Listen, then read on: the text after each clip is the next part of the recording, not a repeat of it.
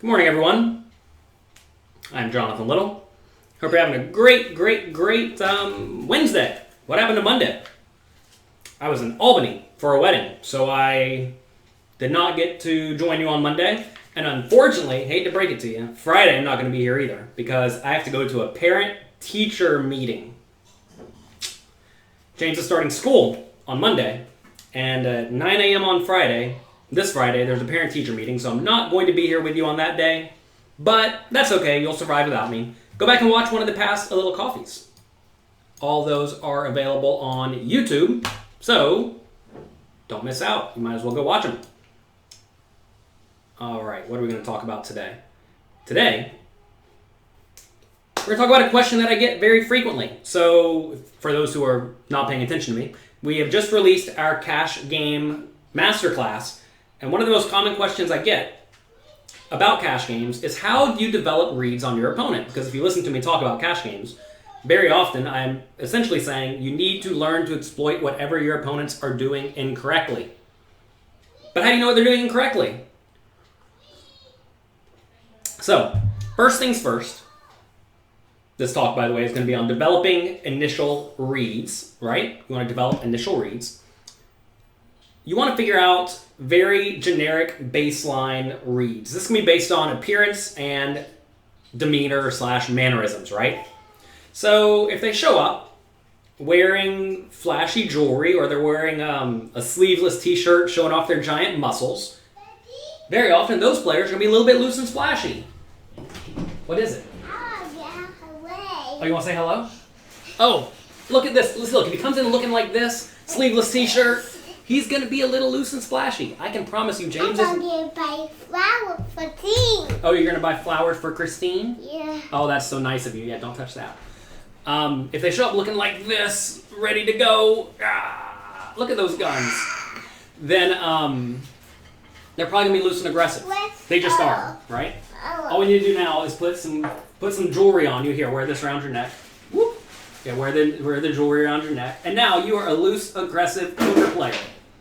Isn't that right? That's all we need. We need jewelry around your neck, on your wrist, showing off the guns. I know all you came for the gun show this morning, right? Do you say hello? Hello. Do you say... I'm going to sit right here. No. You're going to sit right here with Daddy. Here. Here. You sit right here. Do I shrink so we're on the TV? No.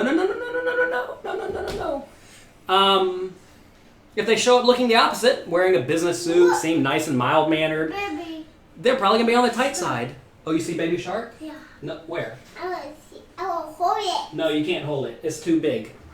Ugh, you're messing up Daddy's hair. James. Change your clothes, James. Oh, you got to go change your clothes. You got to go. I want to change my clothes. Oh, you got to go? All right, have a good day. Bye, baby, y'all. Bye-bye, y'all. Keep a little kiss. Bye, baby, y'all. Bye-bye, video. See ya. Go have fun. That's my tweet. Yeah. All right, so if they show up looking like James with a sleeveless t-shirt and a gold bracelet around their neck, then they're probably going to be loose and aggressive, right? If they show up looking the opposite, wearing a business suit, nice buttoned-up, mild-mannered person, minus the poker coaching logo. If they show up wearing a business suit, they are probably going to be a little bit tighter. They just are, right? I'm sure you can look and pay attention and figure out other things people do in your games that indicate tightness or looseness. For all that I know, I have not correlated this at all. Maybe baseball players play a little bit tight, so people wearing a baseball logo on their hat may play tight, whereas people who play hockey may be more aggressive. I don't know. That's like the kind of stuff you want to be paying attention to, right? Try to find things that are very specific to where you play for your region and see what it means. Maybe there's a particular company where they work that is known to be loose and aggressive. I mean, I don't know. You get what I'm saying, right? You want to figure out anything you can do to develop some sort of generic read. Now, the question is, how much do you actually trust that generic read? If someone shows up wearing a Bellagio bracelet around their neck, wearing cut-off shirt showing off their muscles, I'm going to trust my default read that they're probably a little bit too loose and too aggressive right off the bat. Sometimes I'm going to be wrong, but that's okay. But if this guy seems to be like blasting his chips in on the first hand, then, we're probably calling. And there's a lot of value to actually playing the exact opposite of your image. Something that a lot of the old school players do. Scotty Wynn's a good example of this. Scotty Wynn wears lots of jewelry. The action's always on him because he's so slow.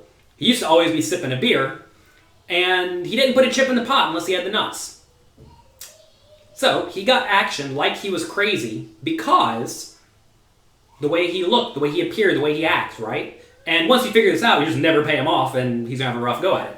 This is a No Limit Hold'em. I don't know how he plays limit games, but in No Limit Hold'em, this is definitely the case. And you can figure this kind of thing out if you just pay attention. So anyway, you want to develop default reads and then trust them based on how accurate you think they are, right? Say a 20-year-old shows up. Usually 20-year-olds are a little bit loose, a little bit aggressive, but say he's wearing a business suit. Well, maybe this means nothing, maybe it doesn't, I don't know. What about a football jersey, tattooed, younger-looking old man? Probably loose and aggressive. Anytime you see an older person who perhaps, maybe not, is trying to look young, that's almost always a sign of loose, aggressive tendencies. It just as a default read, again, you'll see people show up to World Poker Tour events, they're 65 years old wearing like these affliction shirts and showing off their muscles and tattoos. These are going to be loose, aggressive players. Maybe not necessarily good because they're trying pretty hard, but it is worth being aware of. And look, I'm not saying that this is what anyone is definitively, but these are default reads that you have to be aware of. And if you don't use them, then you're probably giving up a little bit. Maybe a little bit, maybe a lot. So, once we develop this initial read, also I didn't talk about how they act, how they're behaving, right? If they're being loud and boisterous, then they're more likely to be loose and aggressive. If they're not saying anything, then, that's relevant. Polly says, please stop telling everyone your game. Yeah. Look at how they're stacking their chips, right? Are they stacking their chips in obvious-looking stacks, or are they just kind of a mess, or are they in stacks of 5? Or look and see if they are doing pro-like behavior or fish-like behavior. And you need to put a little bit of stock in that. Do they come with a card protector and a picture of their kids? That's usually something that's a little bit fishy. And you see these things, right? And if you see people doing superstitious things like, I don't know, banging on the table every time they get a hand, or asking the dealer to wash the cards, whatever. You get what I'm saying. Some behaviors are definitively on the fishier side of the spectrum. Some behaviors are not on the fishy side of the spectrum. And you need to figure out how they're behaving. And that is a really clear indicator if you know what and how pros operate, and and how weaker players operate, and you'll learn. Let's see. What next? All right, so that's our initial read. I'm going to trust this until we know anything else. A little bit. Not a lot, but a little bit.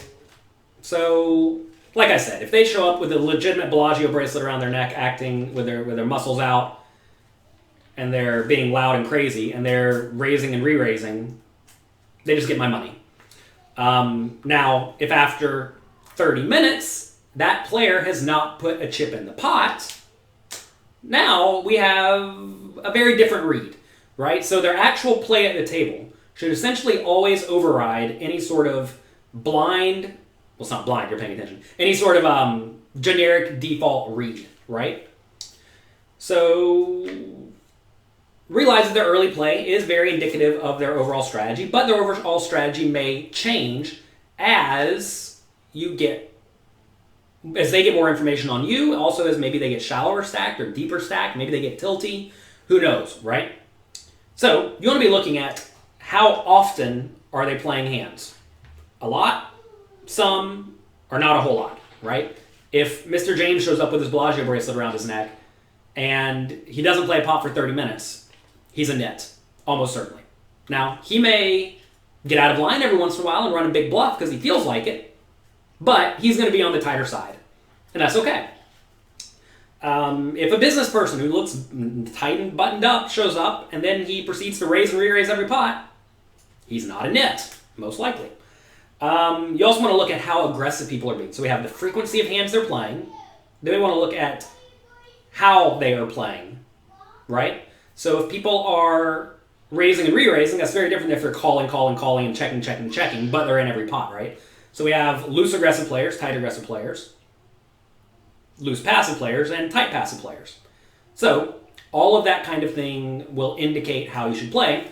And once you know how they play, I explained the adjustments thoroughly. If you're playing cash games or tournaments, get this very short book. It's one for tournaments as well. Strategies for beating small stakes poker cash games or tournaments. It explains very clearly how to beat the most common types of players you're going to play against. So we discussed straightforward loose passive players, weak tight passive players, straightforward tight aggressive players, good tight aggressive players, maniacs, calling stations, etc., etc. Strategies for beating small stakes poker cash games is like $5 or $10 on Amazon. You can also get the audiobook for free if you never signed up for Audible at jonathanlittlepoker.com/free.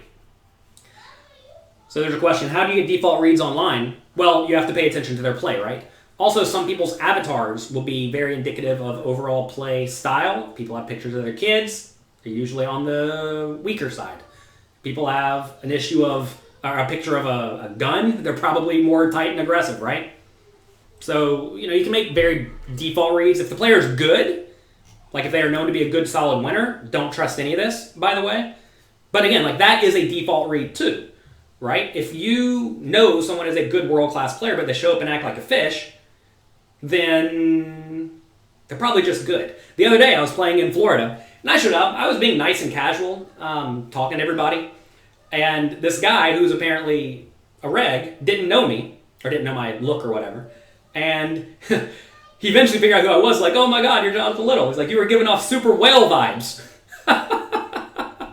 And yeah, because I'm in there having a good time. I'm being a little bit loose, with my mannerisms, purposefully, to try to create a jovial atmosphere. I want my opponents to think I'm a whale, and I want them giving me action, right? And this player, who's at the other end of the table for me, didn't know me. Well, maybe he knew of me, but did not know me personally.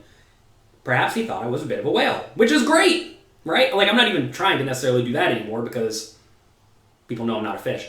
But hey, every once in a while it's good. And also, worst case, they're going to think I'm way more loose, way more active, way more splashy than I am because the attention is on me. Not necessarily the action at the poker table, because I just play good, tight, aggressive poker for the most part, especially post-flop when all the money goes in. But you create...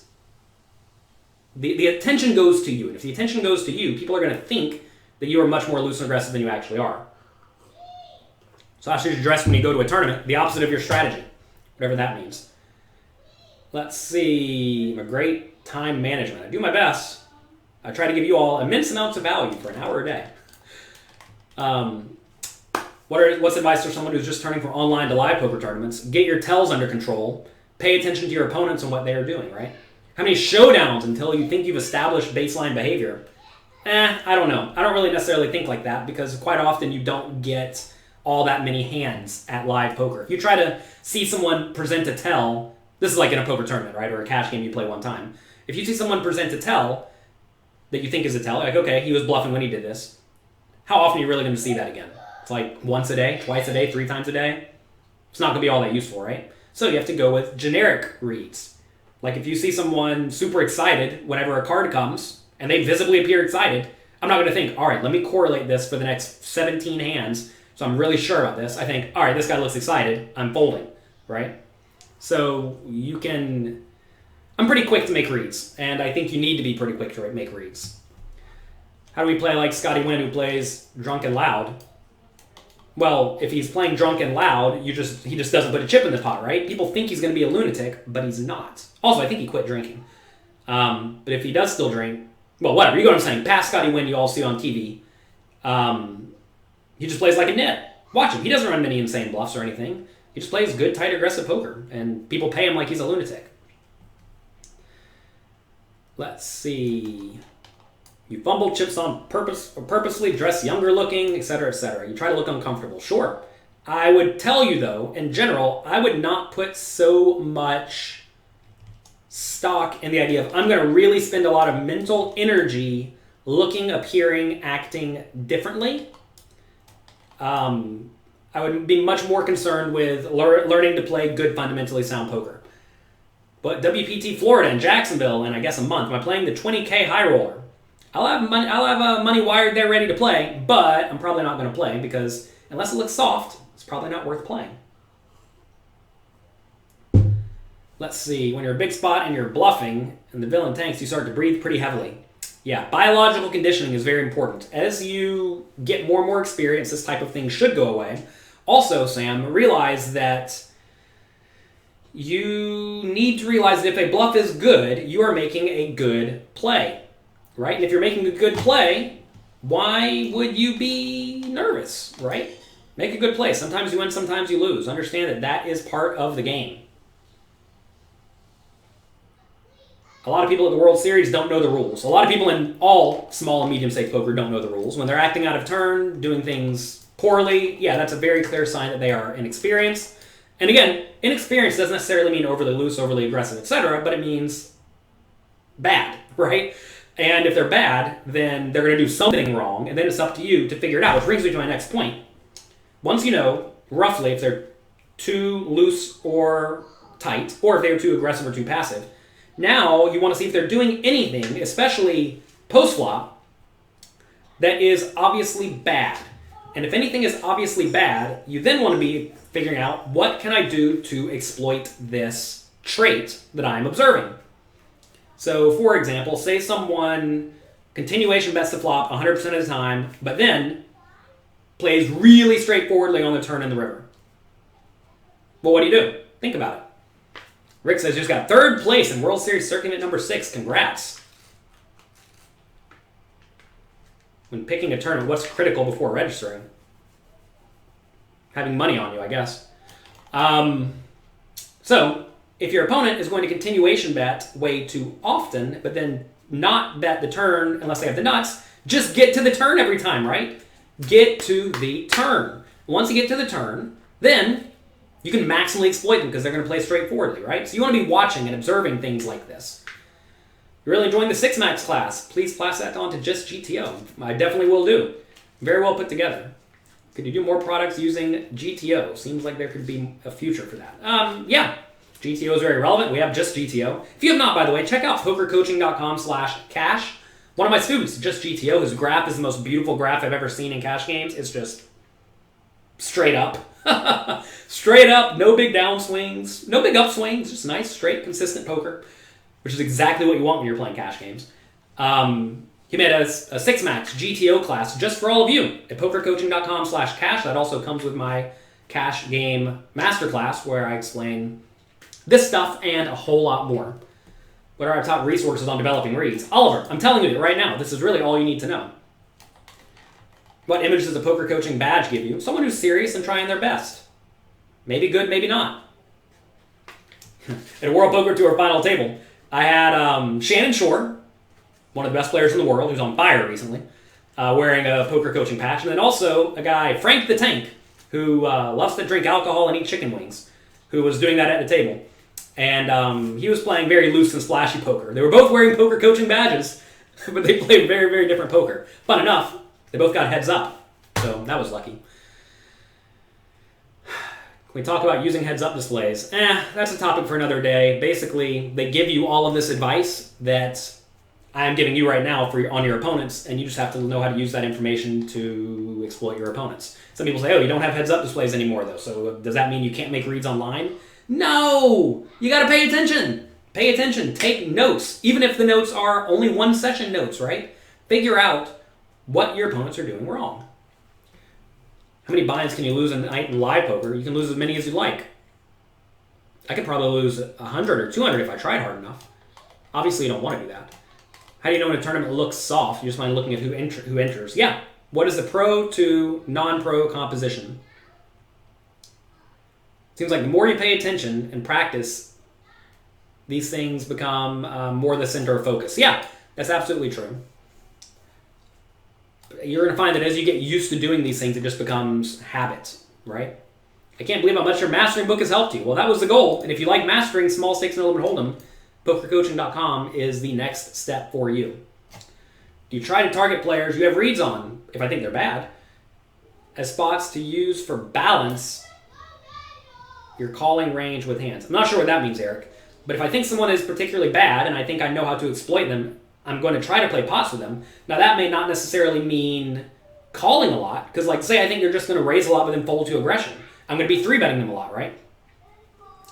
Frank the Bank tried to use his chicken wing bone as a card protector. Yes, and then they took away his chicken wings. But then he came back with a burger.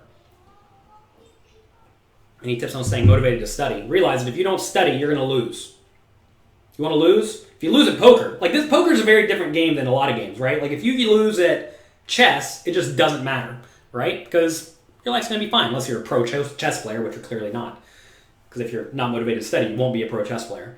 But in poker, if you don't study, you can lose as much money as you want to lose. And that is detrimental. So motivation to study is not losing all your money.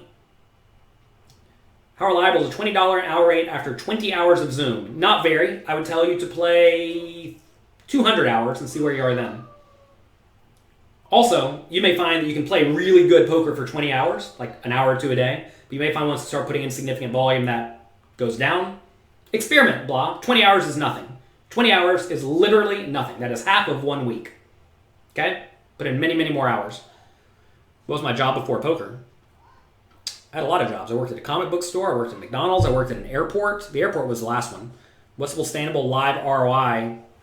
Depends on the games, right? Go to jonathanlittlepoker.com/bankroll to see that. Louis Philippe says, you just started the adjustment section on Poker Coaching Premium. There's so much good stuff there, it's mind-blowing. Well, that's the purpose, right? That's the goal, Louis Philippe. I want to give you all of the resources you need to become a world-class poker player. And you can get that. Go to pokercoaching.com/cash, sign up, and you will have all of this information right at your fingertips. For online, you can check SharkScope for their results. Absolutely. Check all the various sites. I know there are many sites you can pay like $10 a month or something, and you can search all the players. And you should definitely know if they're good or bad. Like right there, that's a good indicator, right? If they have good results, well, they're probably pretty good. If they have bad results, they're probably not so good. Realize that tournament caches, though, are not necessarily indicative of actual skill level, right? Because there are many players in live poker nowadays who have like 3 million in caches, but you look them up and they've been playing for 15 years. It's not very good results if they're playing decently full time.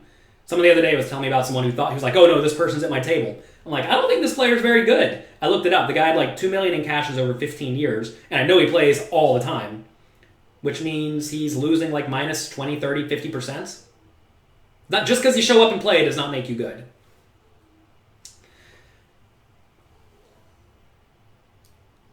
Jay Martinez had a sweet weekend playing 50-cent dollar. Good job, good work.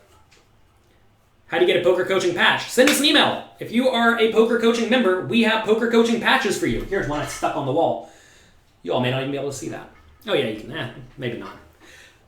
You can get poker coaching patches. We'll mail them to you completely for free. Send us an email, support@pokercoaching.com. Cash Game Masterclass has been really educational. You just want to finish it as fast as you can. Well, take your time going through it. It's big, it's in depth, it's 28 parts. I'm actually in the I met someone randomly, a guy named Johnny, who runs a site called Clutch Prep. They basically make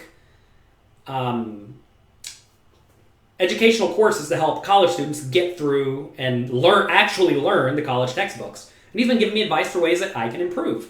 And he likes a lot of the stuff in the Cash Game Masterclass, and some of it says he doesn't like so much. For example, I say you need to run lots of equilab numbers away from the table to figure out how range versus range works. He's like, look, you need to give more examples of this. You need to outline common spots, right? I can do a better job of teaching. He says, fortunately for me, I'm already way better than almost everyone in the space, the poker educational space, just by luck.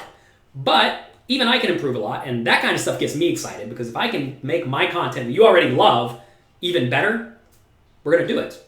Next on the list is a tournament masterclass. That's going to be a big project, and I'll get to that soon. And then we'll probably even go back and remake the Cash Game Masterclass just to clean it up, make it better, and that'll all be there for Poker Coaching Premium members. That said, I'm glad you're loving the content.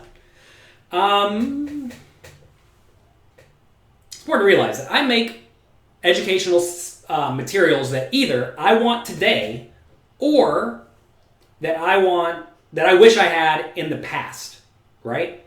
And like today, the other day, I had Jonathan Jaffe, who I think is one of the absolute best players in the world, on a webinar talking about poker strategy.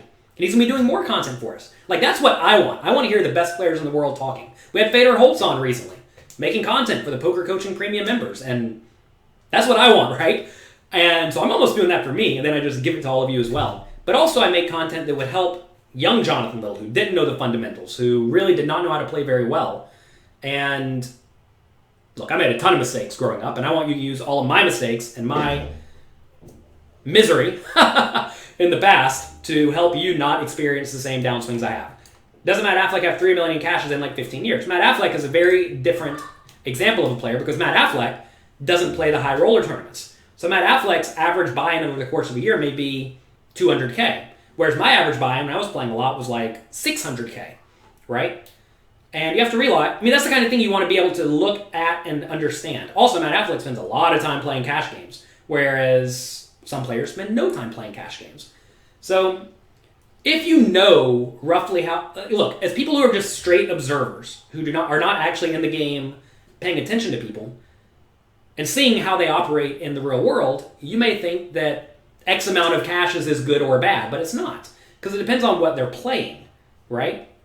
And if you're playing mostly $1,000, $2,000, $3,000 tournaments, and you have $3 million in cashes, that's like pretty solid. If you're playing 10K, 25K tournaments, etc., not so good, right? And also you have to look at how frequently they are playing. So anyway, all this stuff is very relevant. But the example I used earlier was someone who is playing all the time in high rollers, and if they had live shark scope, which they don't anymore, but if they did have that, his results would be right in the dumpster. Shark scope's good though because it gives a graph, right? You can actually see if they're winning or losing. They don't really have that for live poker though. How long do you think poker will remain profitable? Long time, long time. Would you recommend wearing poker stuff at the table? Wouldn't it warn others? Warn others what? That you care about the game? You love the coffee sessions. Could I do a beer session every once a month? You all may not believe this, but this is letting my hair loose. This is actually Bailey's every morning. I have a giant cup of Bailey's every morning to get my hair loose. Let's see. Fitzgerald has blah, blah, blah, blah. Fitzgerald has 600K in Hendon Mob, but he has a lot online. Yeah, if you have like 5 million online and you never play live and you have 600K, I mean, Alex Fitzgerald's probably put in, I don't know, 150K in live tournament buy-ins and he has 600K in cashes. Like, that's the kind of results that you don't actually realize are very good. And this is where looking at frequency is very important, right? So many good online players have like infinite in online results. I actually didn't realize this the other day, but a guy who I'm friendly with, who I always like felt, oh man, this guy runs so poorly in live poker because he's really good. He may have, I don't know, 1 million or 2 in cashes playing really high stakes stuff. But online, he has 15 million in cashes. And I didn't even know this, right? So you have to understand that just because someone does not have results in the one area you are observing does not mean that they are not very, very, very good. Johnny from Clutch Prep, welcome. I was just talking about you, how you tore my masterclass apart, said we did some good things, said we did some bad things, and how I'm going to be improving. Hope you're having a great morning. If you all are in college and want to learn about, well, how to get through college, check out Clutch Prep. Let's see. What do I think of Nanonoko? Nanonoko's a great player. All right, back to developing initial reads, okay? Let's think about more things that people are observing but not doing anything about. One of those common spots is you will find many players complaining about you stealing their blinds, right? You raise a lot from late position, they're in the big blind, and they say, oh, you keep raising my blinds, I'm going to play back eventually. It's like, no, you're not. You're not going to be playing back. And these are the types of players who are even making it clear to you that they are observing what you're doing, but then they just don't do anything about it. A lot of the best players will observe you raising their blinds. They'll just have garbage a few times in a row. But then they will get out of line and do something about it. They'll start re-raising a lot or calling pre-flop, then check-raising the flop a lot, right? So you can do a few things in this scenario. Imagine you see the player on your right raising your blind a lot. You can say nothing and just use your actions to crush them if you think the range is actually too wide. Or you can say something and see what happens. I'm actually a pretty big fan of, like, say I'm on the button, right? And the cutoff's raising a lot. And I don't really want the cutoff raising a lot, right? I want to be able to raise my buttons when they fold to me. I'll say a little something. Sometimes it'll get him to chill out. Sometimes it won't. And you can say, oh, stealing my button every time, huh? Then they'll usually laugh like, and then they'll just show you pocket aces. Like, okay, fine, you had pocket aces, right? But that kind of thing will sometimes get them to chill out. You want to think, what are the most profitable spots in poker, and how do I maintain those, right? Like, if you can get people to limp when you're in the big blind, that's amazing, because then you just get to see the flop every time. And you can accomplish this by saying a few things, maybe by 3-betting some, maybe suggesting, if you limped, it might go better for you, because then I wouldn't raise as often. You can say silly things like this, and it will induce what you want. Also, you want to be able to raise the button as often as you can. All that type of, those types of like live skills to some extent are very valuable, because they let you maximize the most profitable spots. Cattastic, welcome. I want to say thank you. You really helped you improve your game. Well, you're very welcome. Good job, good work. You moved from the micro to the small stakes. Soon you'll be from the small stakes to the medium stakes. You saw the craziest thing in a YouTube vlog. You said he folded pocket aces for balance. He desperately needs one of your classes. A lot of people desperately need one of my classes. However, most people aren't, and that's great because poker will stay profitable forever because people think that they are great. Poker is very different from many, many, many endeavors in life. Like, again, let's use chess as an example. If you play chess and you lose every time, you're going to have a pretty tough time convincing yourself that you're a good chess player. Now, if you're losing all the time against the best players in the world, well then, maybe you could still be good. But you won't get to play against the best players in the world because they have no reason to play against you. Poker is very different, though. You can play against the best players in the world and, well, get slaughtered. But even then, you get to win sometimes, which is why poker is great. People always think that they are significantly better at most things that have an immense amount of variance than they actually are. You find this in like all card games, for example, like Magic the Gathering, same thing, Hearthstone, same thing. People think they're way better than they are. Most people also think they are generally on the unlucky side, but they're not. That's just how everybody runs. And you need to be aware of that. Is it a bad assumption to think that someone is terrible when they blame the dealer for bad hands, losing, etc.? Maybe, maybe not. Let's see. What's my biggest online win? I guess my biggest online win, I took second place in a $1,000 buy-in tournament. It had a whole load of people, like 2,000, and I got $320K from that. That was actually right before Black Friday when they closed Full Tilt and Poker Stars to Americans, and something possessed me to cash it all out, so I cashed it all out. That was lucky. Let's see. I also chopped the Sunday Million one time. We were four-handed. I was fourth in chips, and I got the same amount as the third place in chips guy who had a decent amount more than me. So that was good. And then I chopped the Full Tilt big tournament. They had like a Sunday Million as well. I chopped that with Lil Hold'em, throwback. He's no longer with us, and Chris Mormon. So that was a fun spot too. So those were my three biggest wins online. My biggest in terms of buy-ins, though, is I took, I think I actually outright won a $10 tournament that had 10,000 people. Think about that, right? That'd be like me winning the main event, except for it was only a $10 buy-in tournament. That was my hottest run ever, winning a $10,000 buy-in event. Was all that on Full Tilt. The 1,000 and the semi-Sunday Million were on Full Tilt. Sunday Million was on Poker Stars. Have I ever won on the other sites? No, I don't even play on the other sites. I don't like having money very much at risk. The only sites I keep any significant money on is Party Poker and Poker Stars. They're the only ones I'm pretty sure not going to run off with the money. What about a stop and go? What about it? Dealer blamers are bad. Yeah, I generally agree. But that's not necessarily...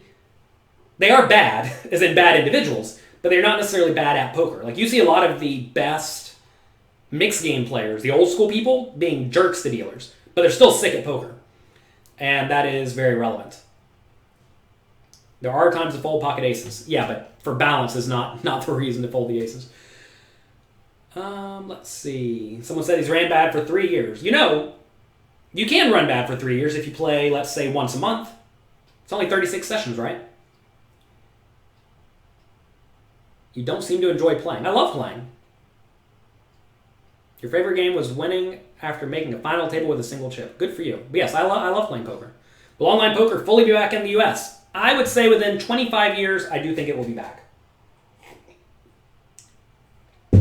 Louis Philippe, my top fan on Facebook, says, Jonathan Jaffe webinar was absolutely amazing. It absolutely was. If you are not a Poker Coaching Premium member, by the way, go to pokercoaching.com/cash, sign up, get my Cash Game Masterclass for free. It's just included.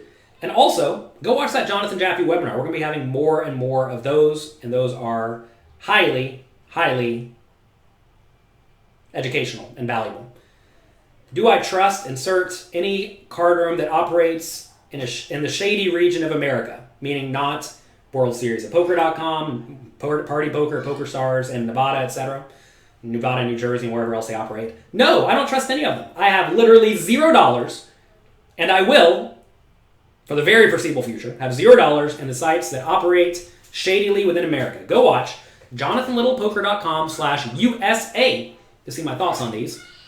There was an internet troll who tried to essentially tear the video apart, saying that, oh, the sites haven't gone down yet. Like, yeah, they haven't gone down yet. But if you look at the history of online poker within America, the sites that operate in with shady ethics, the vast majority of them have had significant problems. Many of them have gone broke and taken your money. You don't know which one's going to go broke and take your money. You can say, oh, this one's the biggest, therefore it's not going to go broke and take your money. It's your money. Feel free to gamble if you like. Oh, goodness. What other adjustments can you be making in terms of maximally exploiting your opponents? Well, say you are on the button or the cutoff. If it's very clear your opponents are folding, you want to be raising a lot, right? Like, say it becomes clear to you the player in the big blind just really doesn't defend his big blind. Well, raise a lot from the late positions, right? Now, if you're in the cutoff, you do need to be very aware of the players on the button, because the player on the button is kind of in control when they're on the button. If they start 3-betting you a lot, it's particularly bad. But if they just fold a lot, that's great, right? So you always want to look for spots like that as well.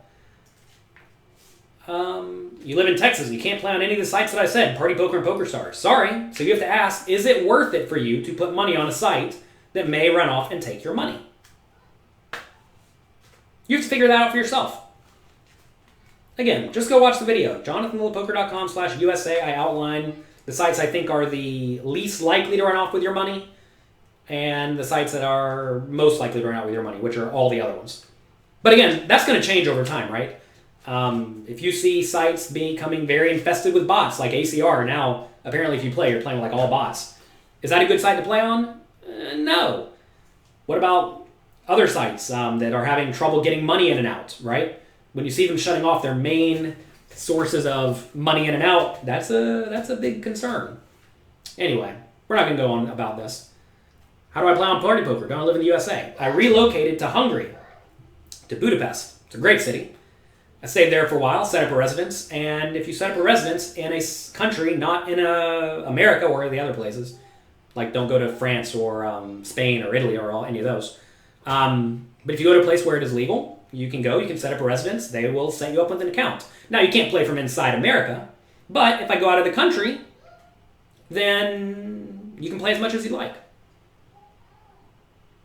How can you tell a bot online? By paying attention. Anyway, we're not getting on this topic. We already discussed this topic many times. What do we think about bomb pots? This is where people put in some amount of money, pre-flop blind, everybody goes to the flop. You say you don't fare well in them, and it forces you to work on your post-flop play. Yeah, so basically, everybody puts in some amount of money pre-flop, let's say 5 big blinds, you see a flop, and then you go from there. So, in this scenario, realize you're not going to win these pots all that often because you're playing 9 or 10 ways, right? If you're playing 9 or 10 ways, then you're not supposed to win all that often. And you have to realize if you see a 9-way flop, somebody's going to have 2 pair. If somebody has 2 pair, you need to be very, very, very cautious with your 1 pair type hands. 2 seats away from the money. Ace, king on the button, under the gun raises, cutoff goes all in, just fold. Easy fold most likely. I don't mean you didn't list your stacks, you didn't list, etc., etc.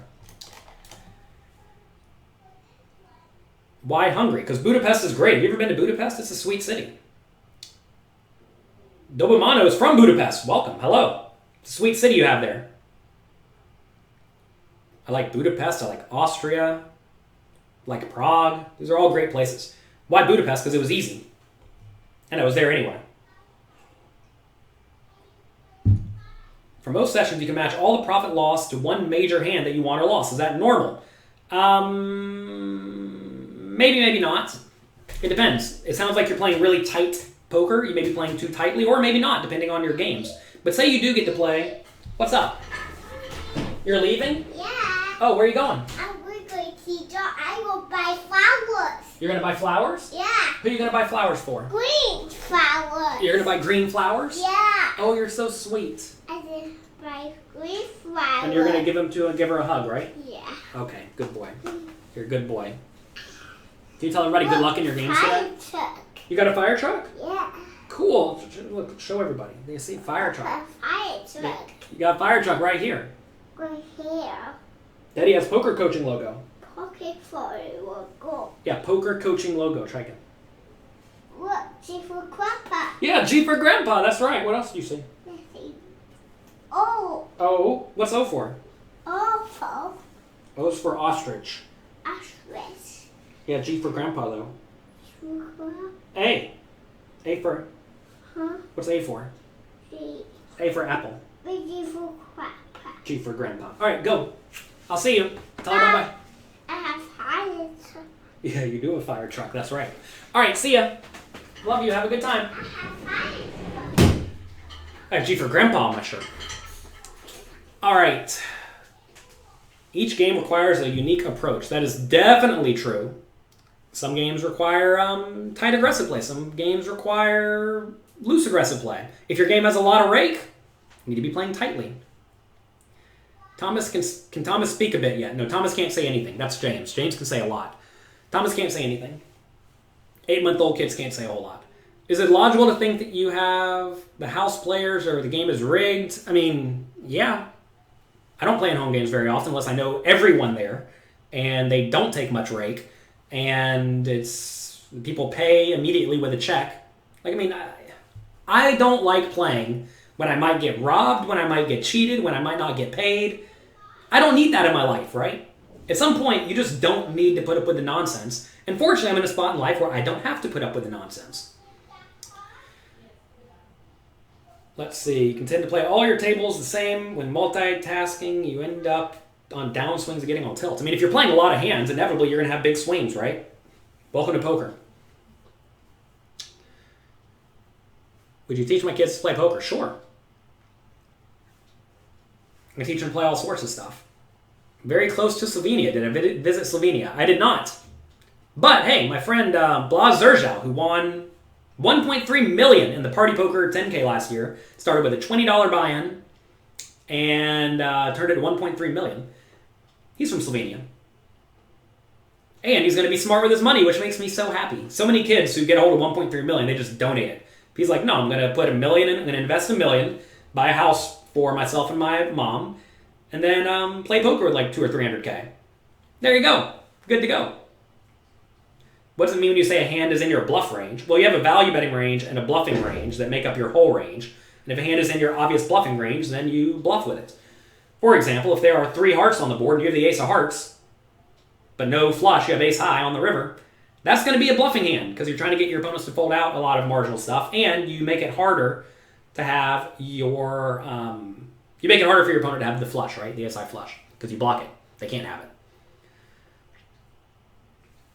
Was there a point in my career where I cut tables to study more? 3 or 4 years ago. For the longest time, I would 24 table all the time. When was it? Basically, whenever I stopped playing at home on a regular basis, and I stopped having like a nice setup when I was just playing on my laptop, I can 24 table no problem on the laptop, but it's certainly not a good way to get better. And now I use online poker essentially as a way to get better. Do I have this live cast often?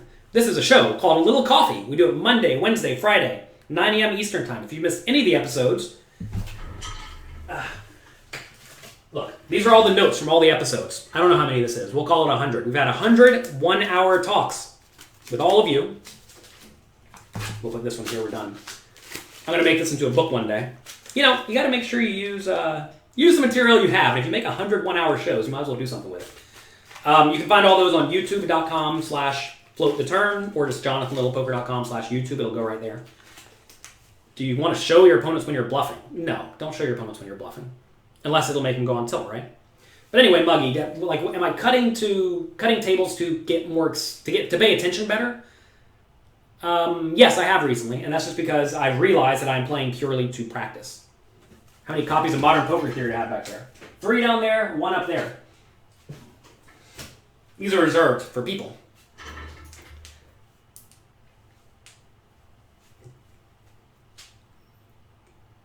Do it, John Little Coffee expanded. Not sure what that means. But anyway, yeah, go back and watch all the past ones. If I 24 table, it's pretty hard to focus on pro betting, fold equity, etc. Listen, when you're 24 table, you have to understand you're playing a pretty autopilot style of poker where you pay attention to the heads-up display. I lean heavily on the heads-up display. And you just you know the stats that matter the most and you adjust accordingly. Now, you're not going to be making the most money, but imagine you go from making, let's say, 30% ROI to 20%, 30% ROI 6 tabling to 20% ROI 24 tabling, which is roughly what I would experience in high-stakes games. Sign me up for 24 tabling if I'm trying to make money. But now, I'm not trying to make money. I'm trying to play to the best of my ability to get good content for you and also to practice and improve my skills, right? So I'm playing for a different reason. Essentially, though, if you have a very good big blind per hour, EV big blind per hour in tournaments, if you have a very good EV big blind per 100 in tournaments, it's a stat you can find on Hold'em Manager, Poker Tracker, whatever, then, like, say it's 9 or higher, either you need to move up or you need to play more tables, one of the two, because you're just, like, leaving money on the table. If your EV big blind per 100 is, like, 5 or lower, you need to be playing fewer tables or perhaps even moving down. If your EV big blind 100 is, like, 2, you definitely need to move down. If it's negative, clearly you need to move down. But that's default recommendations. You like the little coffee logo right up here. If you're on Instagram, you can't see this. You thought it was painted on the wall. No, it's not painted on the wall. That would be funny. Is 888 poker also bad? No, I have no problem with 888 poker. I'm not set up to play there. But I don't know much about them because I don't play there, but I believe they have a decent amount of games. So yeah, check that out. What stats matter? All of them. VPIP, pre-flop raise, 3-bet percentage, 4-bet percentage, fold to 3-bet percentage, fold big blind to steal, try to steal from late position, continuation bet, fold to continuation bet, turn bet, fold to turn bet, river bet, fold to river bet. What else do I have on mine? Number of hands, clearly. That's all relevant. What should big blind per hour be in low stakes 5, 10, and under? In live poker, I mean, I don't know. It depends. In like live poker 5-10, you can make roughly 10 big blinds per hour, which is something like 30 big blinds per 100 hands, which is insane if you think about it. But that's a solid win rate live. That was like pretty much what my win rate is across the board. And it's what all my good friends are who still play cash games today. So 10 big blinds per hour is a pretty solid win rate, which is 30 big blinds per 100 hands, roughly. Any suggestions for how to get better at using your heads-up display, Hold'em Manager, etc.? Search YouTube on this. YouTube has all the information. Best poker site if you live in Tennessee. I don't know the rules of Tennessee. Go to jonathanlittlepoker.com/USA. Really appreciate what I do for poker. I do my best. What stakes do I normally play? The biggest tournaments I can play, within reason, usually caps out at about 25K. Sometimes they'll go bigger to like 50K or 100K. 25K though, or higher if they're soft. Lower, I'll pretty much play whatever. I usually don't play much lower than like $1,000 tournaments. Just because it's usually not worth it unless I'm going to play with a friend or something like that. Like I'm going to Borgata with a friend in a few days. We're going to be playing a $400 tournament. Last entry of some almighty tournament. So that'll be a $400 tournament. Probably the lowest buy-in tournament I've played in a long time. But because I'm going with a friend, I might as well play. Cash games, I'm not going to play lower than 5-10 unless I have a reason to. Again, like the other day at Foxwoods, I played 2-5 with a friend for a few hours. And won $200. It was nice. It was like the most easy, risk-free $200 I've ever won as well. It's just like, you were never at risk, right? Nobody applies pressure. No one makes your life tough. You just sit there and you realize your equity. I'm going to do the PSPC next summer in Barcelona, almost certainly. How much have I netted from poker? I don't know, 3-4 million, give or take, maybe 5 million. I don't know. Lots of it's been spent on children. James is starting private school. He's starting, what is it even called? Nursery school? I'm not even sure. Sure, it's more expensive than a private school. He's starting nursery school on Monday. And that's going to be fun. I'm not going to be here Friday, by the way. Sorry about that. I have to go to a parent-teacher meeting. I don't even know. I guess I'm an adult now. I have to go to parent-teacher meetings to make sure I understand what school entails for a 2.5-year-old. You played your first cash game a few days ago. 1-2. You made $50. Good job. Realize there's lots of swings, though. Do people recognize you at the table and avoid you? I don't know if they necessarily avoid you, but they will certainly be aware of you. Like in the 2-5 game I played the other day, one guy's like, oh man, Jonathan Little's at the table. I'm like, yeah, here I am, hello. So, I mean, people are aware of that, but like that guy didn't play any pops with me, so maybe they do avoid me. What's my favorite football team? I don't watch sports. Don't have time for that. My wife has season tickets to the New York Football Giants. They don't play... They play American football. I don't know if you're referring to the other football. Do I mind being approached at the table while I play? No, absolutely not. I'm happy to be approached at the table. Come by, say hello. I am here for all of you. Oh, also, if you're going to be at Borgata, I'm having a breakfast for poker coaching members. That'll be, well, I'm not exactly sure of the schedule. We just sent out an email this morning. If you're a poker coaching member and you're going to be in Borgata, come out breakfast with me. Am I going to the Aussie Millions anytime soon? Nope. Have I been there? Yes, 2 times. Did I like it? I did. It was great. One time we went all up and down the East Coast. It was a whole lot of fun. So that's it for today. We're going to pack it up. I have to get to work. I'm in the process of writing a book. It's going to take me forever. Actually, it's not going to take me forever. I'm already like halfway through. Because I'm a grinder.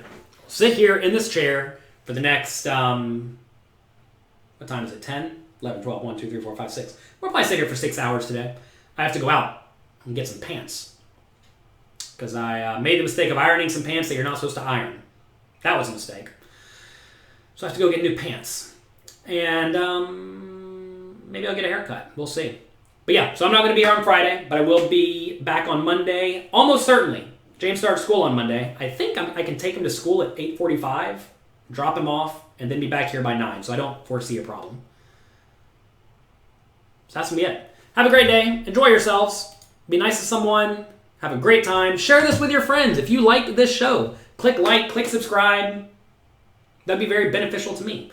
By far, one of the most beneficial things you can do is share the work that I do. Because if you turn on a few people to me, they all turn on a few people to me, and it spreads. Have a great day. Bye-bye.